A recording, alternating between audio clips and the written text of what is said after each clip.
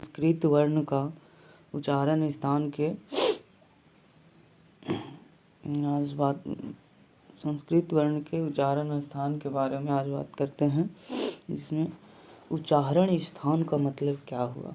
उच्चारण मुख से जिस भाग से जिस वर्ण का उच्चारण किया जाता है वही उस वर्ण का उच्चारण स्थान कहा जाता है। देखिए यहाँ पे कह रहा है कि उच्चारण स्थान का मतलब क्या।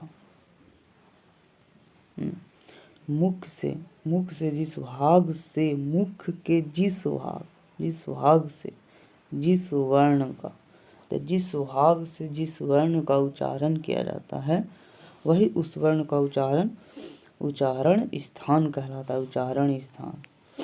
तो इसमें देखें कि जिस भाग से, तो मुख के जिस भाग से, मान लिया जाए मुख का एक भाग हम ले लिए ओष्ठ को लिए, तो ओष्ठ से हम अब बोल रहा है कि मुख के जिस भाग में हम ओष्ठ लिए और जिस वर्ण, एक वर्ण कोई ले लीजिए प, वर्ण कौन है प। अब प को हम किससे बोल रहे हैं प, ओष्ठ से, तो प का उच्चारण स्थान क्या हो गया ओष्ठ। तो आगे चलते हैं इसी प्रकार। देखिए अब हम सूत्र को भी देखेंगे और बारी बारी से याद कर लेंगे एक ट्रिक की तरह। बस हमें 7-8 लाइनें याद करनी है छोटी छोटी, जिसमें सारी संस्कृत के वर्णों का उच्चारण स्थान हमें याद हो जाएगी। चलिए आगे चलते हैं। अब देखिए कि यहाँ पे सूत्र हमने लिखा है अकुह विसर्जनीया नाम कंठ। अब आप सोच रहे होंगे कि अकुह विसर्जनीया नाम कंठ तो आपको समझ में आ रहा होगा कि कंठ को बोलते हैं, लेकिन ये अकुह विसर्जनीय नाम क्या है। तो एक याद करने का ट्रिक या सूत्र कहिए संस्कृत में। देखिए आपको दिखाते हैं। ये है अकुह विसर्जनीय नाम कंठ। यहाँ पे पॉइंट किए अ को, अ से देखिए ये अ और आ दोनों, अ और आ दोनों का उच्चारण स्थान कंठ है। अब प्रश्न की ये भी बनता है कि अ और आ का कितना प्रकार होता है। तो ये 18 प्रकार के होते हैं। ये टोटल 18 प्रकार के। अब बोल रहा है कि अ के बाद कु है, तो कु से आप क्या समझेंगे। जैसे कि अ के बाद कु है तो उससे पूरा क वर्ग, जैसे हिंदी में क वर्ग च वर्ग त वर्ग स्पर्श व्यंजन में पढ़ते थे, उसी प्रकार का ये पूरा क वर्ग है। कुह ये पूरा क्या है, क से क वर्ग है। तो क वर्ग में क्या क्या आता है, क ख ग घ ङ और ह। एक बोल रहा है क वर्ग के बाद क्या अकुह, ह भी है। देखिए ह से हो गया ये ह। विसर्ग विसर्जनीय नाम कंठ, इनिया नाम याद करने के लिए है। और विसर्ग देखिए एक मिनट, ये जो विसर्ज देख रहे हैं, विसर्ज देख रहे हैं, वो इको आना चाहिए, ये संधि का मैटर है। ये जो ज देख रहे हैं यहाँ पे विसर्ग लिखा हुआ है, ये सॉरी एक मिनट,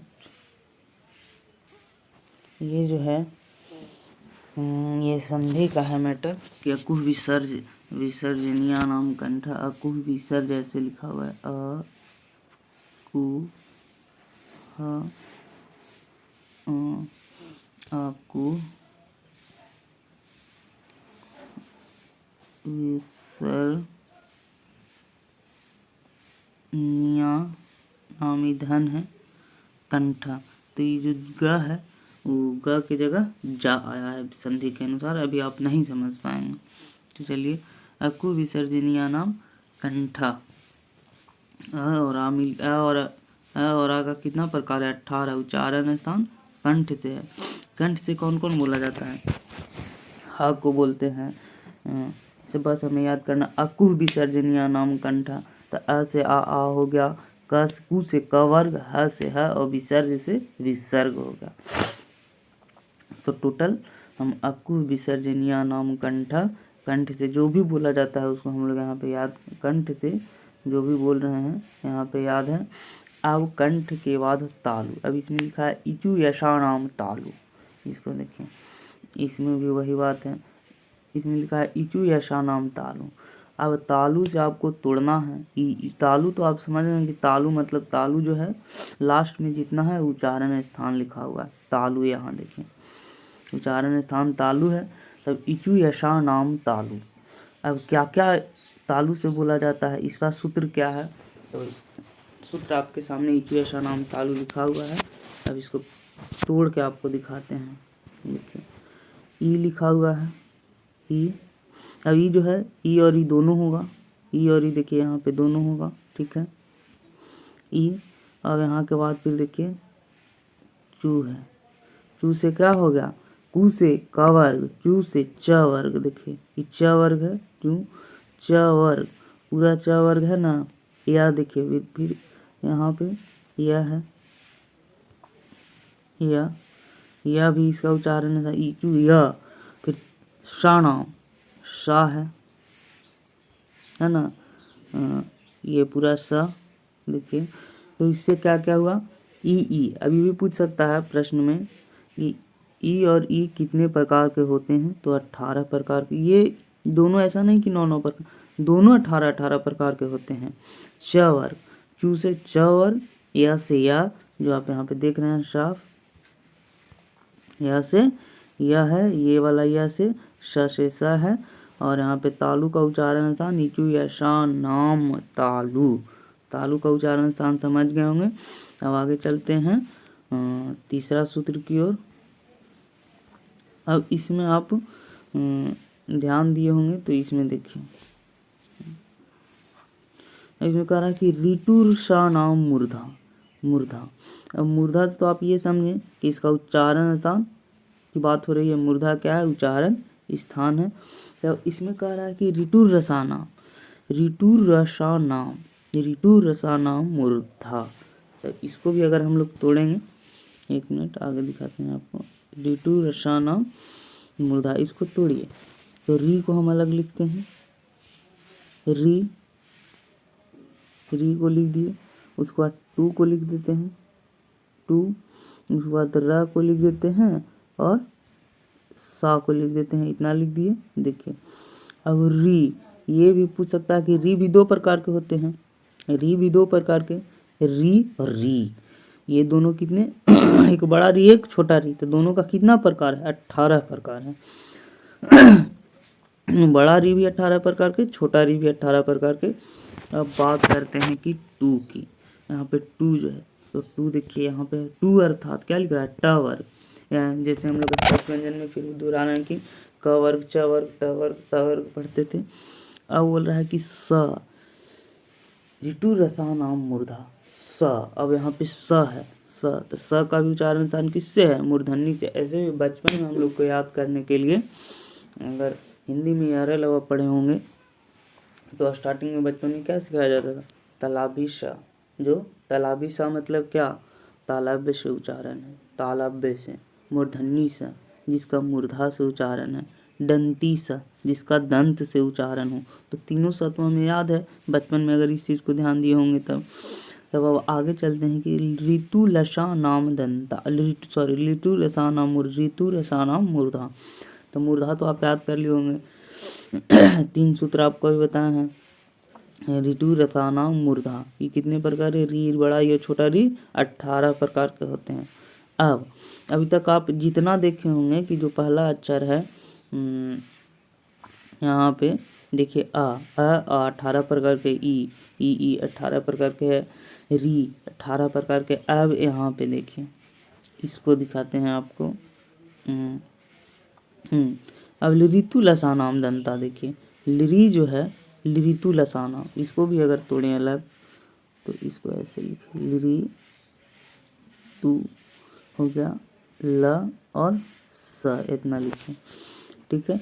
अब देखिए री 12 प्रकार के, बस एक ही इसमें है कि री जो है वो 12 प्रकार के है। त वर्ग का उच्चारण यहाँ पर उच्चारण स्थान दंत दिया हुआ है। अब इसमें स, बचपन में फिर बता, बचपन तालाबी स, मूर्धन्य स, दंती स। तो दंती स कौन है, यही है जिसका उच्चारण स्थान क्या है, दंत है। अभी भी एग्जाम में बहुत पूछा जाता, तीनों स दे दिया, पूछ दिया कि इसका उच्चारण स्थान बताइए, एक सा का उच्चारण स्थान बताइए, तो आप कंफ्यूज हो जाएंगे। लेकिन हम लोग जो बचपन में पढ़ चुके हैं वही सबसे सटीक है।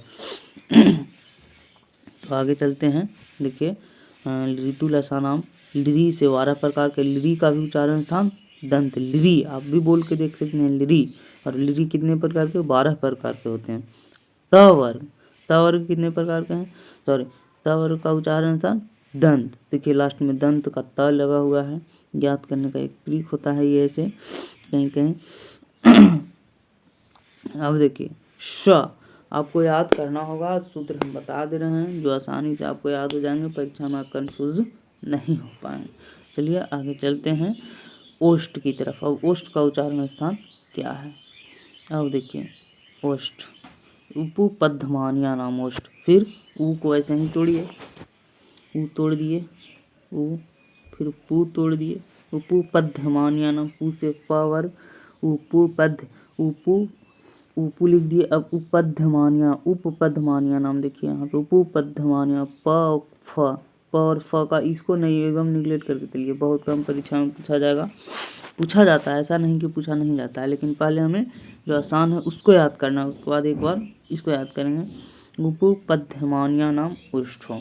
अब देखिए उपपद्धमानिया नाम ओष्ठों में ऊ का उच्चारण स्थान यहाँ पे ओष्ठ लिखा हुआ है।